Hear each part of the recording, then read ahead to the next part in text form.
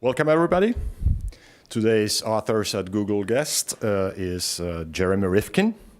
The book is titled The Zero Marginal Cost Society: The Internet of Things, the Collaborative Commons, and the Eclipse of Capitalism. Jeremy is the best-selling author of 19 books on the impact of scientific and technological changes. His books have been translated into more than 35 languages and are used in hundreds of universities, corporations, and government agencies around the world. In 2001, Jeremy Rifkin published the New York Times bestseller, The Third Industrial Revolution. Presented in this book, his vision of a sustainable post-carbon economic era has been endorsed by the European Union and the United Nations and embraced by world leaders, including Chancellor Angela Merkel of Germany, President François Hollande of France, and Premier Li Keqiang of China. Rifkin's other recent titles include The Empathic Civilization, The Age of Access, The End of Work, The European Dream, The Biotech Century, and The Hydrogen Economy. Jeremy Rifkin has been an advisor to the European Union for the past decade, also served as an advisor to President Nicolas Sarkozy of France, Chancellor Angela Merkel of Germany, Prime Minister José Sócrates of Portugal, Prime Minister José Luis Rodríguez Zapatero of Spain, and Prime Minister Janez Janša of Slovenia, during their respective European Council presidencies. Mr. Rifkin is the principal architect of the European Union Third Industrial Revolution long-term economic sustainability plan to address the triple challenge of the global economic crisis, energy security, and climate change. The Third Industrial Revolution was formally endorsed by the European Parliament in 2007 and is now being implemented by various agencies within the European Commission as well as in the 27 member states. Jeremy Rifkin is the president of the TIR Consulting Group, comprised of many of the leading renewable energy companies, electricity transmission companies, construction companies, architectural firms, IT and electronics companies, and transport and logistic companies. Mr. Rifkin is a senior lecturer at the Wharton School Executive Education Program at the University of Pennsylvania. His monthly column on global issues has appeared over many years in many of the world's leading newspapers and magazines, including the Los Angeles Times, The Guardian, the Süddeutsche Zeitung, and the Handelsblatt, Le Soir and NAC, L'Espresso, El Mundo, and El País in Spain, and many others. Mr. Rifkin holds a degree in economics from the Wharton School of the University of Pennsylvania and a degree in international affairs from the Fletcher School of Law and Diplomacy at Tufts University. After this somewhat long introduction, but worth reading it, please welcome to Google Mr. Jeremy Rifkin.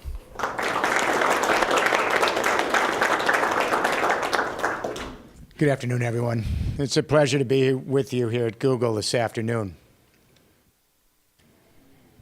We're just beginning to glimpse the bare outlines of a new economic system entering onto the world stage. This is the first new economic system to emerge since the advent of capitalism and its antagonist socialism in the early 19th century. It's a remarkable historical event. It has long-term implications for every one of us, our children and our grandchildren. This new economic system is the collaborative commons. And what's triggering this shift to a new economic paradigm, a collaborative commons economic system, is something called zero marginal cost. Now, zero marginal cost is something you're very familiar with here at Google, and certainly we are in the business community. Not very well known in the public. Marginal costs are the cost of producing an additional unit of a good and service after your fixed costs are covered. Business people have always wanted to reduce marginal cost. And they're always in search of doing that, and here's why. And I want to introduce to you a paradox. There's really a paradox deeply embedded in the heart of the capitalist system, previously undisclosed, really. This paradox has been responsible for the great success of capitalism and the invisible hand of the marketplace. The paradox is this invisible hand success is now leading to its potential demise and the advent of a new successor paradigm to replace it. Let me explain. Sellers in a capitalist market are always attempting to find new technologies that can increase their productivity, reduce their marginal cost, so they can put out cheaper products, win over consumers and market share, bring home profits for their investors. Clear. So business people have always welcomed the reduction of marginal cost in the production and distribution of goods and services. It's just that the business community never anticipated, in their wildest imagination, the prospect of a technology revolution so extreme in its productivity that it could reduce those marginal costs to near zero across the value chain, making goods and services essentially priceless, nearly free, abundant, and beyond the market exchange economy. That's beginning to happen. The first inkling of this paradox, of course, was Napster back in 1999. All of a sudden, millions of young people apparently had nothing else to do after school but figure out new software in order to share music and bypass providing royalties to the music industry. Then the zero marginal cost phenomenon went on to invade the entire information goods industry. Millions of consumers became prosumers. And they began producing their own information goods, videos on YouTube, news blogs, e-books, and decimated the newspaper, magazine, and publishing industry. Newspapers went out of business. Magazines went out of business. And I'm in book publishing. I can tell you that free e-books have decimated the book publishing industry.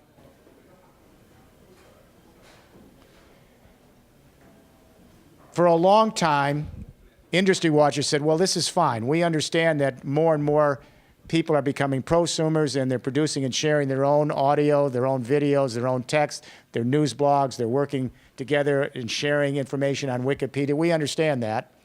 But we think that more and more free goods and services provides a basis so that the premiums will allow people to then go up to the freemiums will allow people to go up and have premiums. In other words, if you're a musician, you give away your music.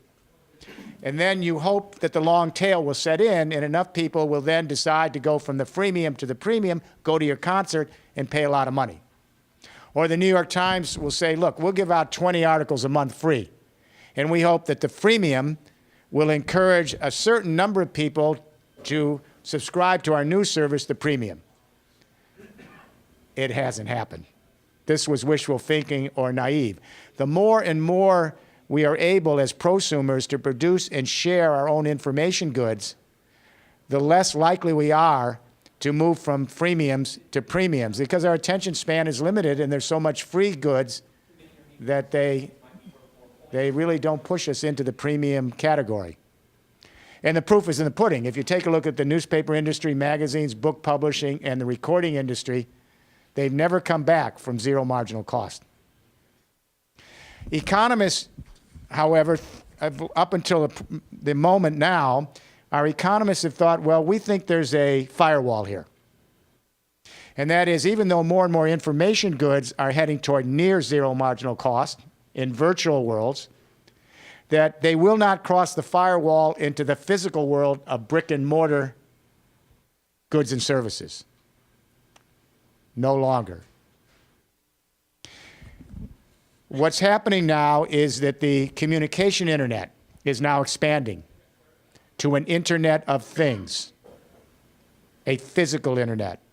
So what we're beginning to see is the communication internet is just beginning in Europe, where I work, to converge with an emerging energy internet that we're laying across Europe, and a nascent automated logistics and transport internet. The Internet of Things is an expansive internet that allows us to go from the world of bits to the world of atoms. And when we have these three internets embedded in one system, a communication internet that's interacting continually with an energy internet and a transport and logistics internet in one platform, This Internet of Things allows us to begin moving near zero marginal cost from information goods to physical goods. The Internet of Things, 3 interoperable internets, then connect out with sensors across the entire economic value chain. Even though this Internet of Things is just in its early stages, we have 14 billion sensors now connecting resource flows. We have sensors connecting warehouses, distribution centers. We have sensors along smart road systems. We have sensors connecting the production lines on the factory floor. We have sensors connecting the new energy internet so we know the price of electricity moment to moment. We have sensors connecting offices and vehicles and homes and appliances, continually feeding big data to these 3 internets that operate as one platform: the communication internet, the fledgling energy internet, the nascent automated transport and logistics internet. By 2020, IBM says we'll be at 30 billion sensors, and a recent forecast study a few months ago says that by 2030, we will have 100 trillion sensors connecting everything with everyone in one global neural network. When we move from the internet to the Internet of Things, and we move from bits to atoms, we begin to see a completely new economic model that can get us to near zero marginal cost in the production and distribution of physical energy and physical products. So a prosumer, and millions of prosumers, and pretty soon billions of prosumers, are going to be able to go up on this expanded internet, which is already here, and they'll be able to access the big data flowing back from all the sensors to the 3 internets operating in that general purpose technology platform. And with the apps that companies like Google will provide and others, they'll be able to use that data with their own analytics to create their own algorithms, because you can program it right into the app. You don't have to be a rocket scientist. And then any one of millions of prosumers will be able to increase their productivity, dramatically reduce their marginal cost, and produce, consume, and share their own physical energy and manufactured goods with each other, just like we now do with information goods. While this is early on, the trajectory is already clear. So if I had said to you in 1989, a year before the World Wide Web went online, that 24 years later, 40% of the human race, equipped with a cheap cell phone, a Raspberry computer, could send their own audio, video, and text, create their own entertainment, their own news, their own knowledge, any one of those 40% of the human race, and then share it with each other at near zero marginal cost on the World Wide Web, what would you have said in 1989? We did it in less than 20 years. As we move to the expansive Internet of Things, and from bits to atoms, what I'm suggesting to you here at Google is we're going to be able in the next 20 years to move to near zero marginal cost in the production of energy and some manufactured goods. Let me preface this. The big wild card here is food and water and climate change. Because if we can't address climate change and we continue on this road, if we can't produce food and don't have access to water in a reliable fashion, everything I'm telling you is derailed. Let me give you an example of how this new system is already in place in Europe. Let's take energy. We now have millions and millions of players, urban dwellers, small businesses, large companies who are producing their own solar and wind green electricity on site in Europe. And that's at near zero marginal cost right now, so it's not academic. The technology for harvesting solar and wind is still a little pricey, but the price is on an evolutionary curve, just like computer chips. We never expected in 1960 that computer chips would be on an exponential curve. And here's where I agree with Ray Kurzweil, who I know is now here with you at Google. Send him my regards. We did a lecture together a few years ago. The pricing technology, a solar watt cost $60 to produce a solar watt in 1970. It's 66 cents today, and it's going down. We're in a 20-year exponential curve for solar and wind technologies. So we're going to see the price of these technologies be as cheap as the price that we now have for cell phones, mobile, et cetera, in 20 years. We see the curve.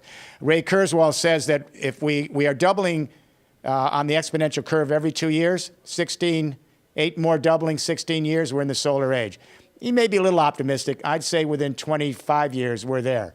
But here's the interesting thing. The moment you put up a solar panel on your building or a wind turbine on site, even before you pay back the fixed cost, and that's usually 3 to 8 years, so it's not a long time. Immediately, though, your marginal costs are near zero because the sun off your roof is free. The wind off the side of your building is free. The geothermal heat coming up from under the ground is free. Your garbage converted in a bioconverter to energy in your kitchen, that's all free. And in Germany, we've now seen this. I've been advising the chancellor, as some of you know, and working with the German government for a number of years, many years. We're now at 25% green electricity in Germany in 7 years. We're heading to 35% green electricity in 4 more years.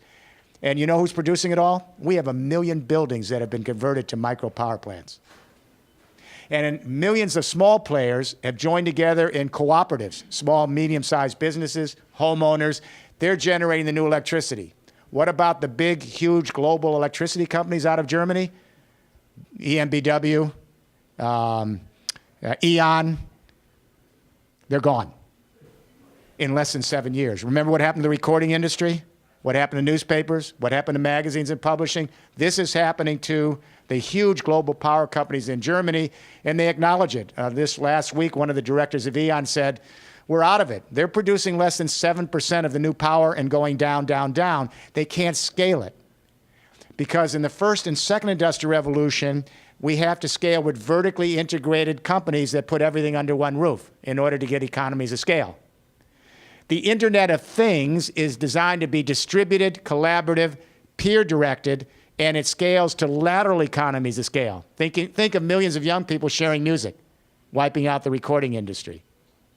Or think of millions of people sharing knowledge on Wikipedia and wiping out the Encyclopedia Britannica. Now this is actually happening in Germany right now with green electricity. It's a disruptive revolution in the best sense of the term. Then let's take 3D printed products. We now have several 100,000 hobbyists, thousands of small and medium-sized startup companies that are printing out their own 3D printed products. And they're attaching their 3D printing operation, at least in Europe, into this new Internet of Things, this third industrial revolution. So if you're a 3D printer, whether you're in Senegal or Berlin, you go up on the internet, you download your software, it's all free. Most of this software is free, open source. Then you use for your feedstock recycled plastic. They're now using recycled paper. We're even using sand and gravel and melting it down. So you can get local feedstock at near zero marginal cost.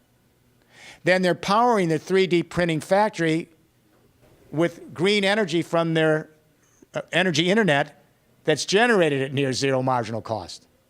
Then they're marketing their products on global websites like Etsy with very little advertising costs. You just pay a short fee, low marginal cost. And then we're just beginning to put in the logistics internet, so we have now electric vehicles, and in 2 or 3 years from now, all the 6 major auto companies will have fuel cell vehicles out, trucks, cars, and buses, mass production. You'll be able to power your vehicle to send your 3D printed product to market with your own green electricity from the energy internet, nearly free marginal cost. And the electric vehicles in a few years from now will be printed out. The first printed vehicle now exists in Canada, the Irby. You've probably seen it. It runs on solar. It's pretty impressive. And then you'll have GPS guidance, and thanks to Google, you will have driverless vehicles that can move across a system at will, near zero marginal cost. This is a revolution.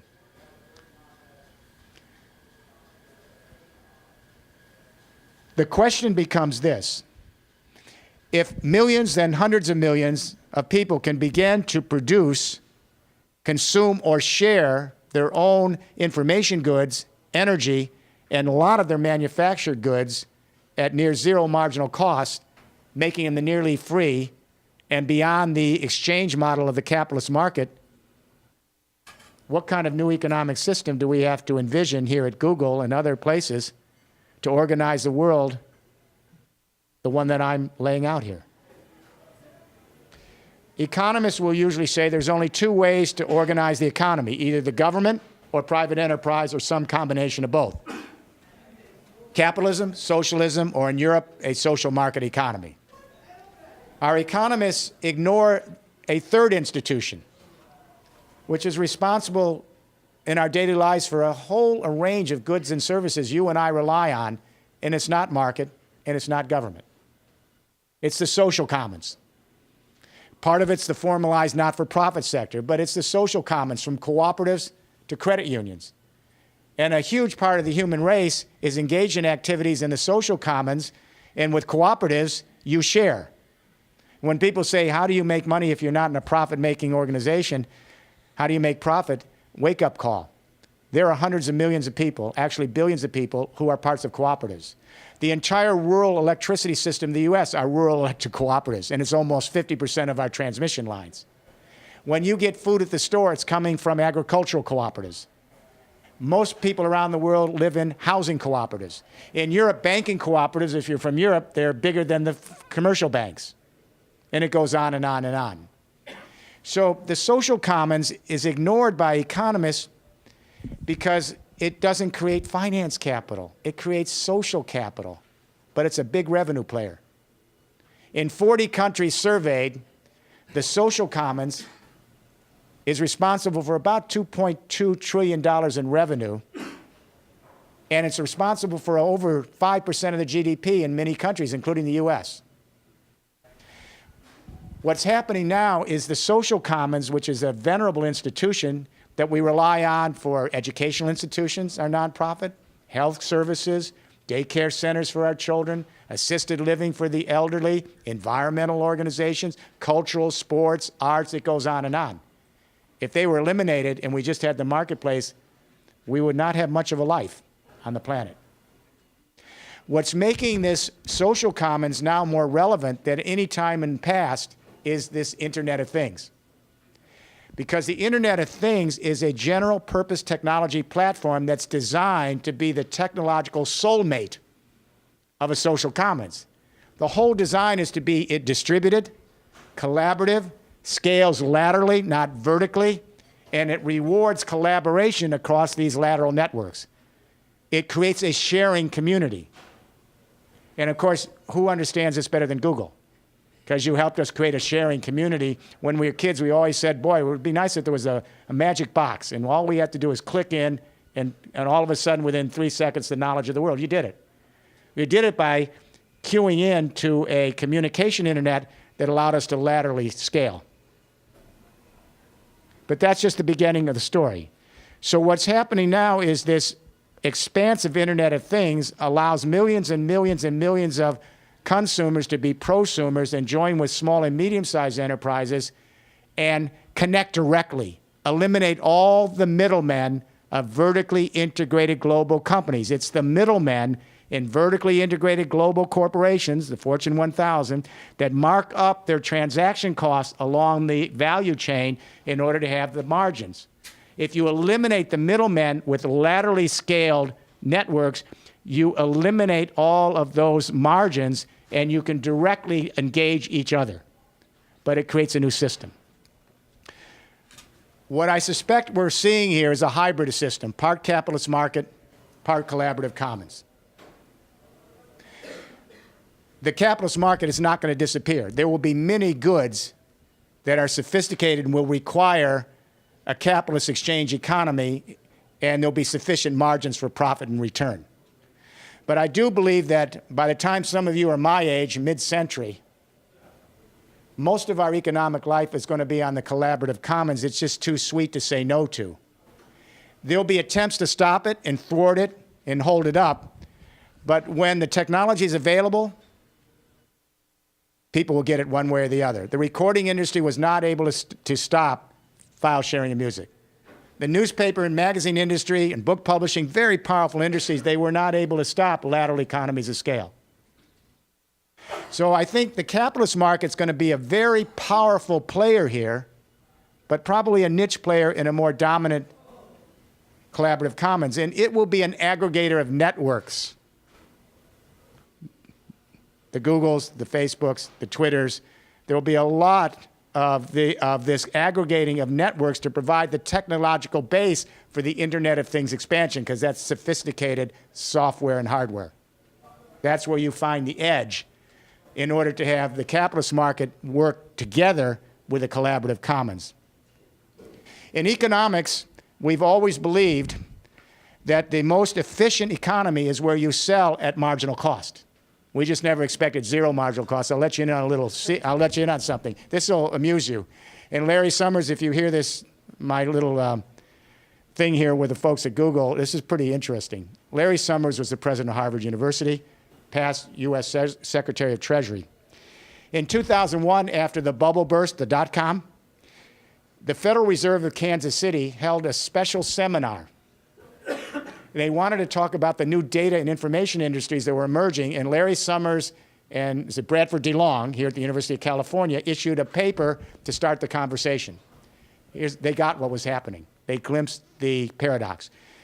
And so Summers and DeLong said, we have this new technology revolution that's going to be as important as electricity, data, information, and computing.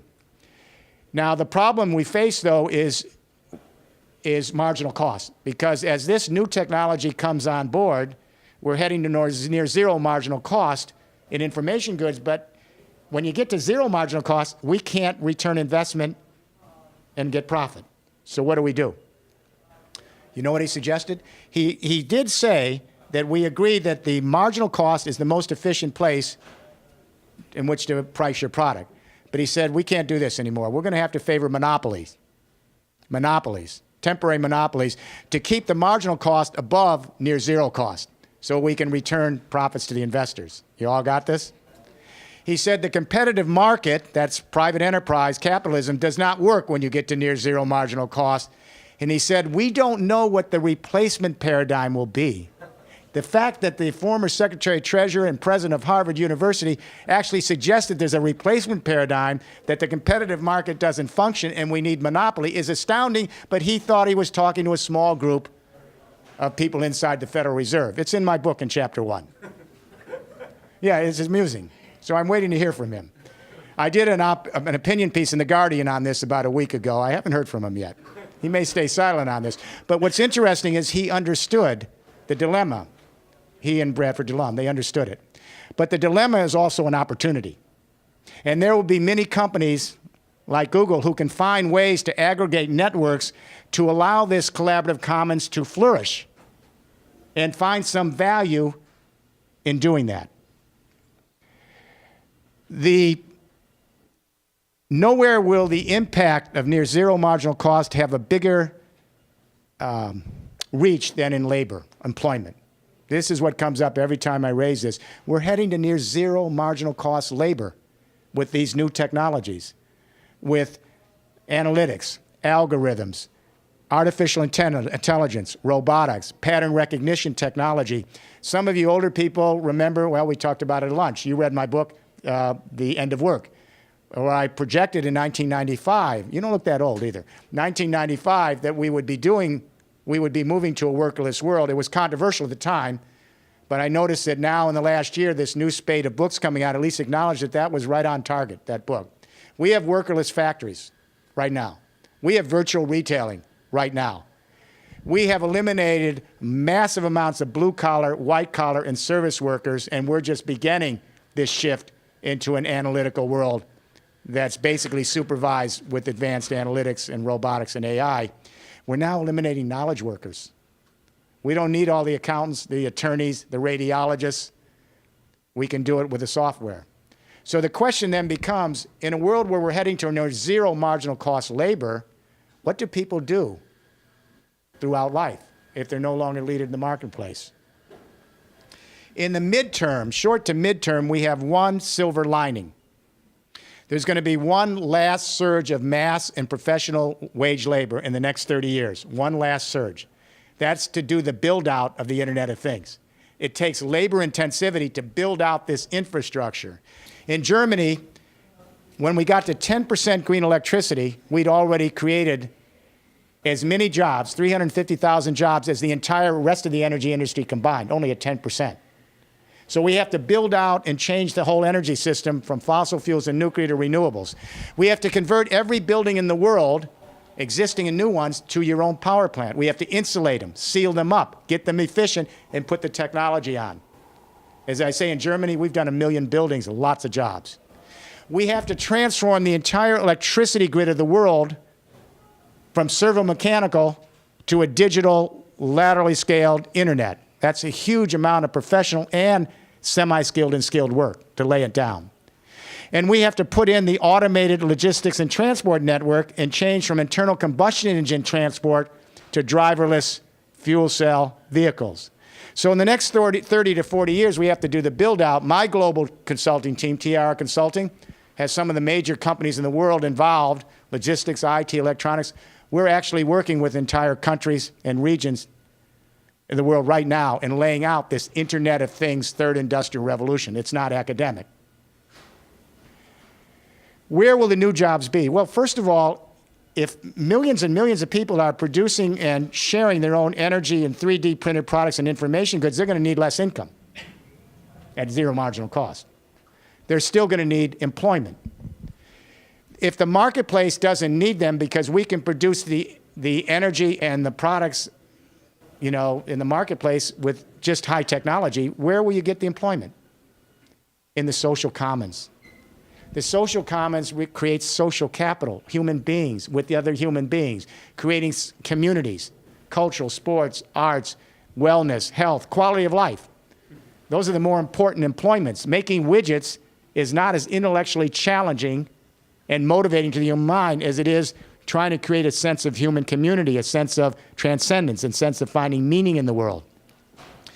Between 2000 and 2010, the social commons grew by 42% in revenue.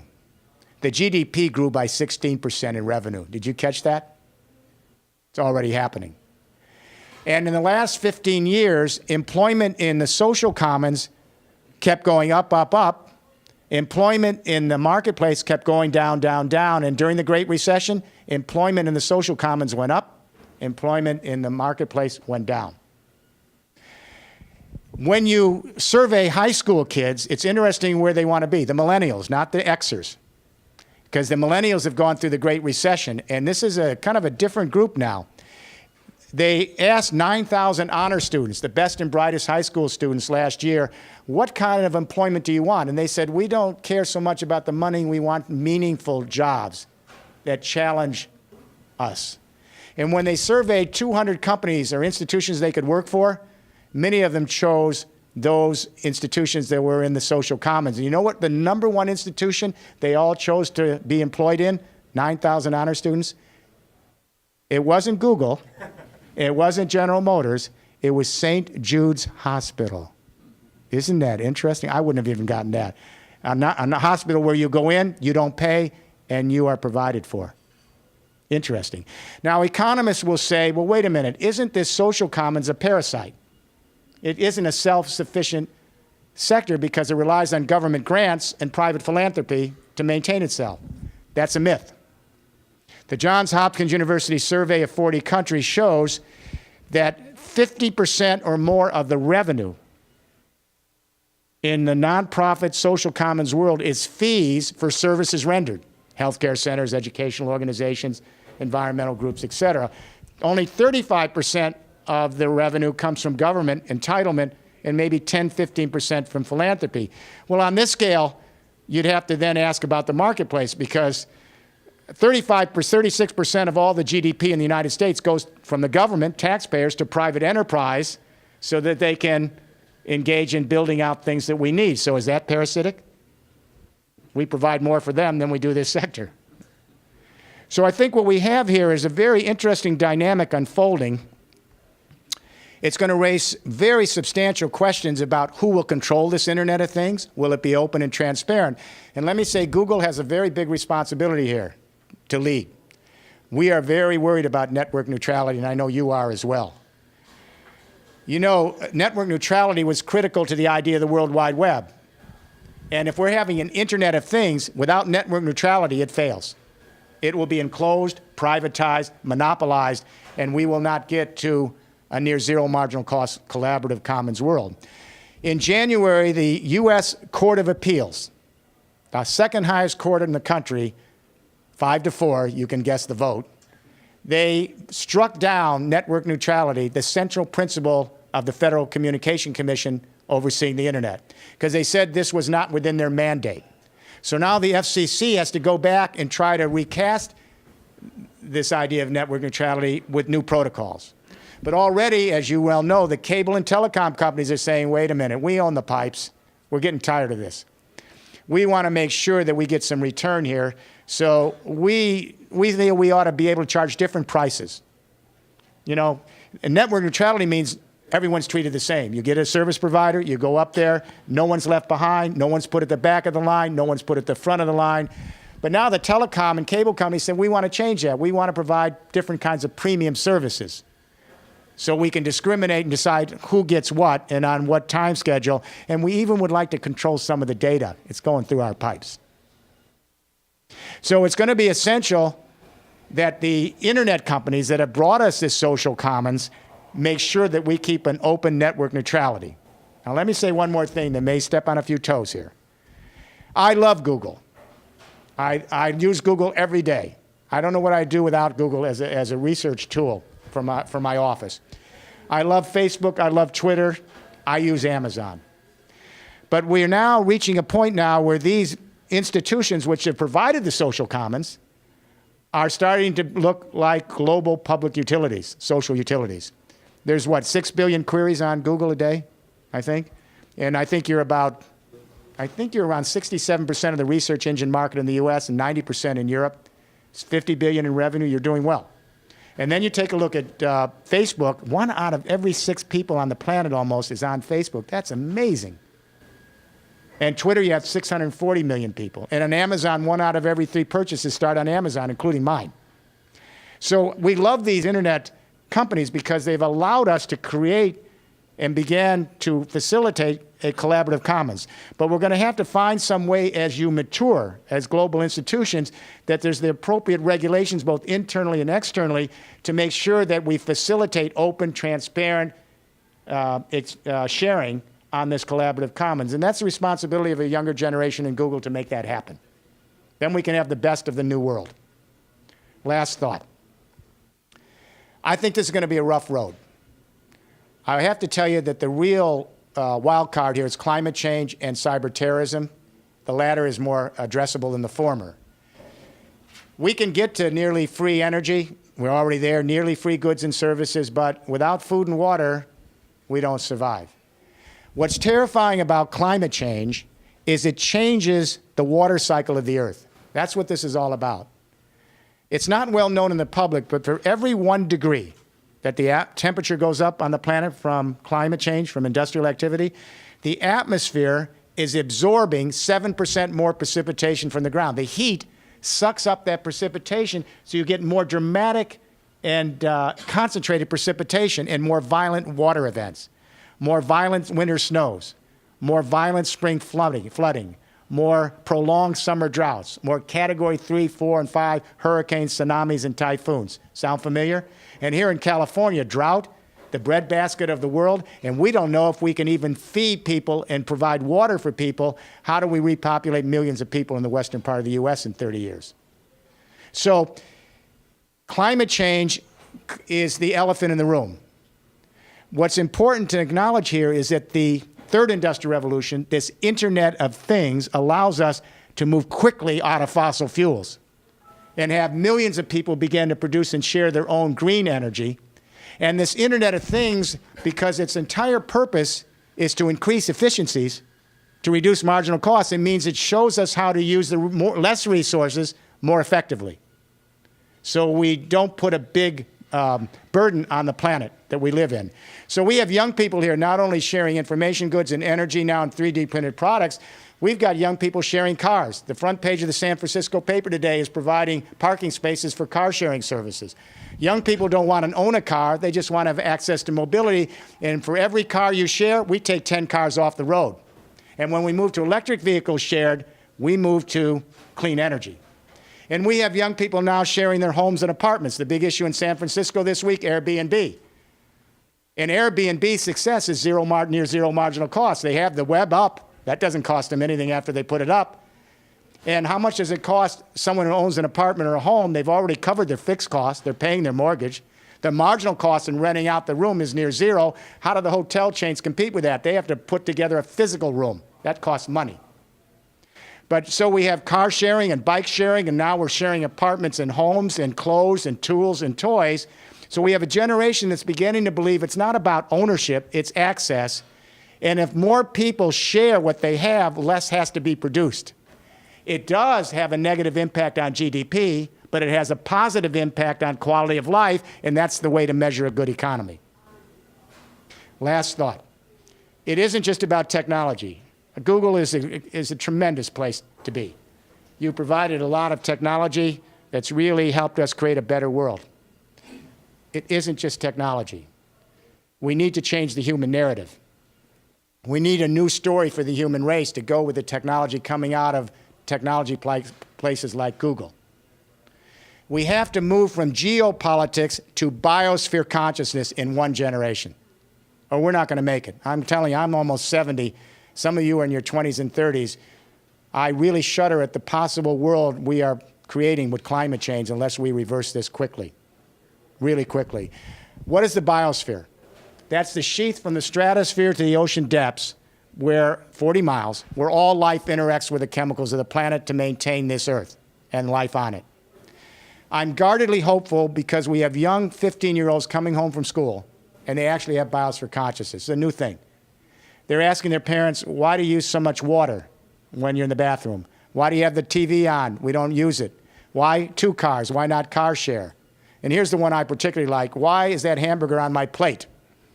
A lot of 14-year-old kids aren't eating. They're on strike. Did the hamburger come from a tropical rainforest in Central America? Did they have to destroy the tree canopy for 4 inches of topsoil for my burger?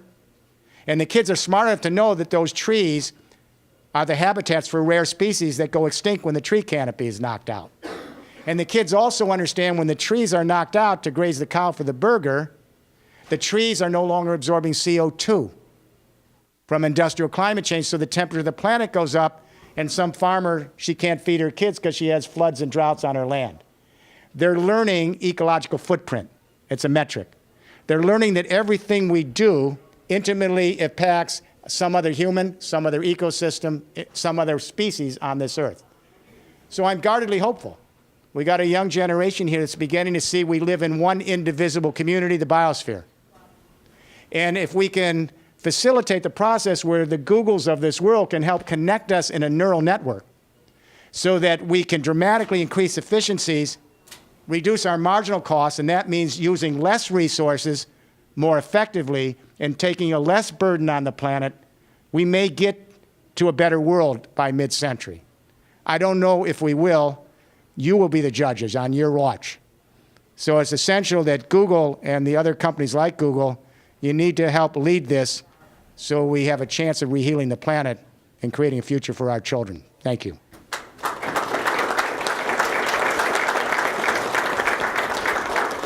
We want to do a few questions? I'm not an economist, but I thought I had a good understanding of what zero marginal cost meant. Near zero. It's near never zero. Yeah. But at least, so I have 2 questions on this. With regards to energy, you kept talking about solar. I have solar on my house. It's not zero marginal cost. I cannot produce more energy than I want without putting on more panels, which has a cost. But it's zero in the sense of I'm not consuming things like with coal, right? So I wasn't sure which of those 2 distinctions you were talking about and how you get to zero in that regard. And then I didn't understand it at all in logistics because as far as I know, you still have to drive miles and that cost isn't really changing.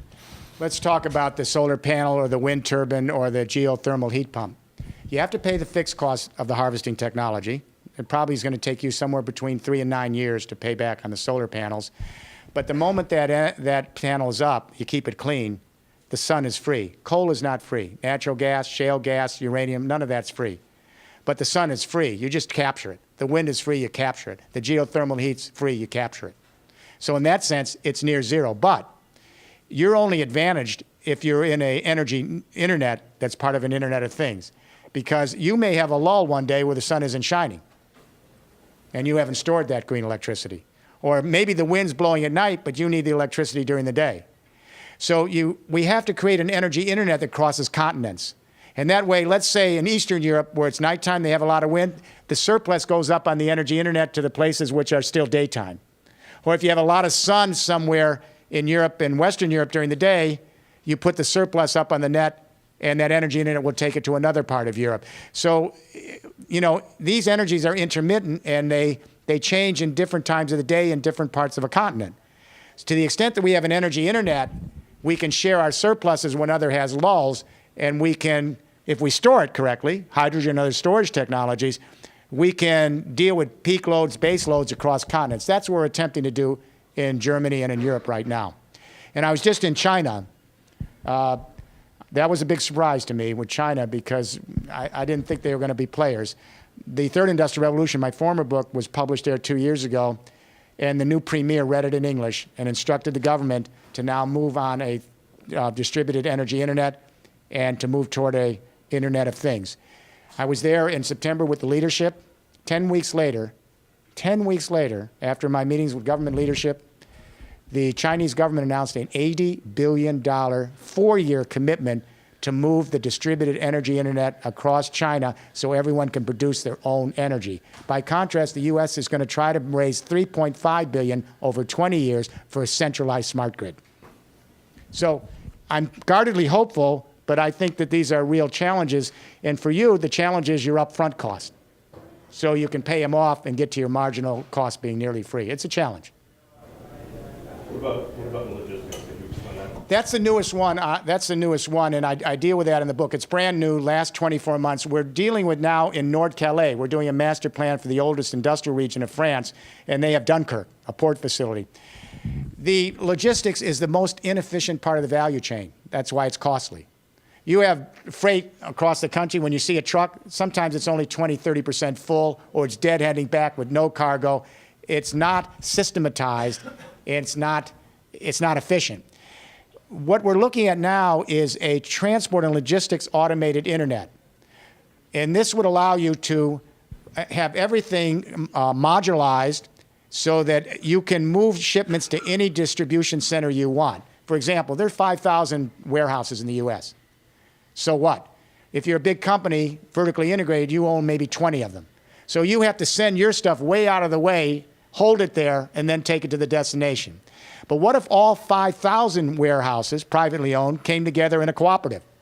So when they had a space, it would be open to anybody. You follow me?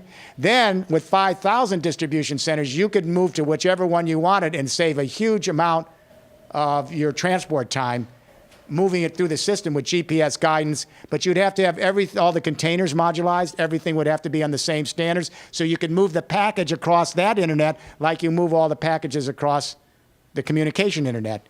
And then if you can move to driverless vehicles and drones, that's going to reduce your labor cost substantially, so you'll get toward zero, but it'll still be marginal cost, but fairly low compared to the costs we have now. It's exciting. We're just beginning this discussion in the last 24 months. We're laying down the first plan in northern France now, so we're on a learning curve. Hi, I have two interrelated questions. One is, you're mentioning Europe, United States, and China. How about other countries, maybe in the developing or emerging nations, either because of the access to technology or because of their economical situation? And the second question would be, how about the disparity between any given society, between those that have a lot and those that have little? In the present, is it going to be different in the next economic system that you envision? We didn't, in the business community, we did not see cell phones coming to sub-Saharan Africa and rural India. It was never in the equation. All of a sudden, without any marketing, millions of people started getting cell phones, then the cell towers came. And what we realized there was the liability in the developing world is actually their asset. They have no infrastructure. It's easier and quicker financially to build from scratch than to mend an old infrastructure. It's like a home. My wife and I have a beautiful old home, We've spent 24 years trying to renovate this home. It's a big entropic pit. Sorry, honey, but it's an entropic pit. Had we built a new house from scratch in 6 months, much cheaper. So the United Nations has embraced the 5-pillar third industrial revolution plan we've laid out toward this Internet of Things. Why? They think the developing world can move quicker. Now, in rural India, in the last 24 months, and now sub-Saharan Africa, young people your age, startup companies are all over the map in the rural areas, and they're setting up little microgrids. $2,000 for a village. You wire up the huts, you put solar panels on, you lease the panel. When it's paid back, it's yours. And a village, a small village of several hundred, $2,000. So you can set up microgrids, and it works like Wi-Fi. You start connecting the small players together, and all of a sudden you have a network. Just like a Wi-Fi network, you have a near zero marginal cost energy microgrid network, and you create from the bottom out, not from the top down. That's beginning to happen. It's pretty encouraging. As to the haves and have-nots, let me say, you know, I taught the advanced management program at Wharton for 16 years, our CEO program, nearly 16 years. We all believed in the first and second industrial revolution, we had to vertically integrate our business activity. Every society needs 3 things in order to organize itself as a society: a form of communication, a form of power, and a form of mobility. When communication comes together with energy, they create new systems. For example, in the 19th century, the communication, we went to steam power printing, cheap, efficient, mass-produced printing, and the telegraph. That allowed us to manage a complex coal power industrial revolution. That was the power source. And then we introduced the locomotive for the mobility so we could bring dense urban areas together and create national markets. 20th century, second industrial revolution, the form of communication was centralized electricity, the telephone, then radio and television, to organize a power source, oil, and a new mobility factor called the internal combustion engine. The third industrial revolution, the communication is the internet and the Internet of Things. The power source is the energy internet and renewables that are distributed energies. And the mobility is an automated, driverless transport and logistics system in one platform. So I think the trend lines are there, but what it allows us to do now is eliminate vertically integrated global companies where they were essential in the first and second industrial revolution because they reduced marginal cost. They eliminated a lot of middlemen. They put everything under one roof. But now the Internet of Things allows millions of people to even bypass those types of vertical organizations, scale laterally, eliminate all the middlemen, and you directly engage each other. That's what the Internet's about. Millions of people go up there on lateral economies of scale. They are bypassing, thanks to Google and all these others, they're bypassing all the middlemen with information goods. Now they're going to be able, with these lateral economies of scale, to also move to the world, the physical world, energy, and 3D printed products. So I should say things like couch surfing and Airbnb are just the beginning of this shift. But what it does is it democratizes the economy. And hopefully you'll be in a world in 2050 that won't be the 1% and the 99%. It'll be a shared economy, a sustainable, good quality of life where no one's left behind. Now, is it utopia? No. Will we actually get everything I'm laying out? Doubtful. But if we can at least see this as a possible narrative, it's a pretty good journey to be on, even if we only get half of it done. And it's a lot better journey than we're on now, where we have a second industrial revolution that's bringing us mass unemployment, a greater disparity between rich and poor, and climate change threatening our survival. So I think this new journey is a positive journey. It's going to be fraught with problems and challenges, but it's worthy of your generation to help reheal the planet and create a more just world for all of us, hopefully. So I had a question again about zero marginal cost. Near zero. Or near zero. I work in manufacturing, and we use 3D printing quite a bit. But the thing that we like about 3D printing is that it's a very low fixed cost in exchange for a much higher marginal cost. So marginal cost for current manufacturing is already very, very low, much, much lower than 3D printing will ever get. So I guess maybe I'm misunderstanding what you mean by the near zero marginal cost on manufacturing. My understanding, of course, the printers are pretty cheap, but they're not very sophisticated. You can get a printer now for $1,200. The big sophisticated printers cost more, but you're right. It's It's an exponential curve. The fixed costs are going to really go down, especially because it's additive manufacturing. They're already much lower. Yeah. They're already much lower than a typical, like a traditional manufacturing line. What brings the marginal cost down is its additive manufacturing. I always taught subtractive manufacturing. In centralized first and second industrial revolution factories, you take a big hunk of material from nature, cut it up, tear it down, winnow it, and then put the product together and you throw a lot out, all right? As you know, with 3D printing, the software is directing the molten material to layer by layer build up a three-dimensional product with moving parts. It's additive manufacturing. It uses, what, 1/10 of the material. With additive manufacturing, you are using a lot less materials, but you're all talking about the materials themselves. What I'm saying is that what I've been seeing in the industry, in Europe at least, is they're using a lot of recycled plastic now, which is very low cost. And they're now using, as you know, in the Scandinavian countries, they're using recycled paper, which is low marginal cost. And we now have some printers that are using gravel, rocks, and sand for various things, which is just locally available. I think it's going to be a while. This is so new, and you're at the cutting edge of it here. It's going to be a while before 3D printing is on center stage. But at least the kind of work you're doing, I'm sure you feel very positive that it's going to lead to a new kind of manufacturing that's going to reduce both fixed and marginal costs down the line. It's going to take a while. Otherwise, why do it? I'm hopeful that here at Google, help lead us into this new world. We need to join together all the people on the planet with this new technology and hopefully create some hope, because I see a lot of despair, a lot of cynicism, a sense that nothing can happen.